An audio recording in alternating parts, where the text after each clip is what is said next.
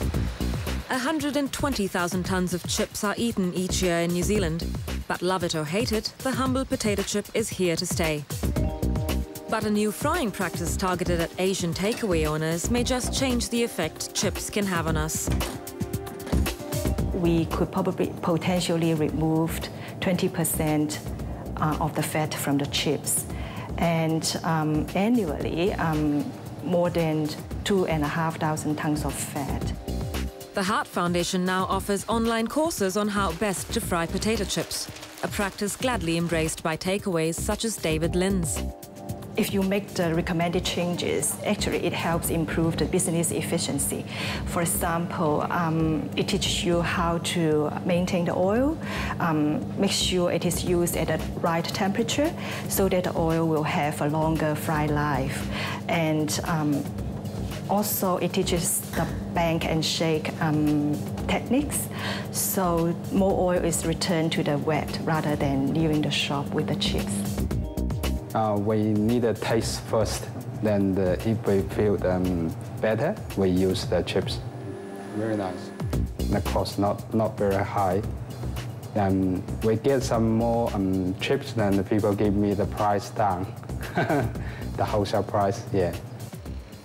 With costs down and tastes up, this is not only a healthy but an economical practice as well. While at home, the Chinese deep fry may be a once-a-week affair, at schools around the country, teens could be buying takeaways every day. Many schools are now providing a range of healthy options, but the temptation to head for the pies and chips will always be there. Coming into a new country, a Western country that has a lot of access to high energy dense foods, it's a big shift and it's a big change for the body to adapt to. And over the years in Asia, the body's adapted to a fairly meagre diet in a lot of instances. And so coming to such a big shift can have huge effects on your body. And I think that's one of the reasons we're seeing some of the Asian groups very high levels of obesity. At Dilworth's boys' boarding school, the students have no choice but to eat healthy. And while it took some getting used to, they're certainly not complaining. Initially, it was very difficult. The changes in the dining styles here have had a very positive effect on the boys' eating habits, especially for teenage boys that predominantly like the meat pies or the greasies, and then having a salad bar and a big basket of fruit put out in front of them as an option on a daily basis. So it's had a major impact. It's very important to have this type of dining available for youth of today. They need to learn about food and how it reacts in the body and the benefits of it. I think it's quite a balanced diet.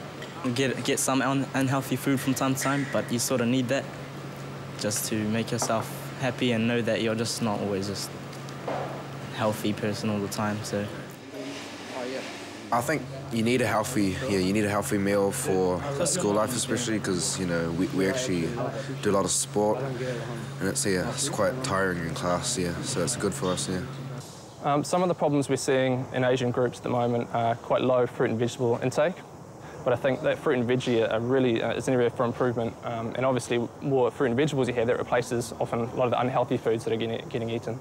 While that might be well and good for the youngsters, for the older generation, a big change in diet doesn't taste so good. According to Dr. Upali Manukulasurya, any change has to be culturally appropriate.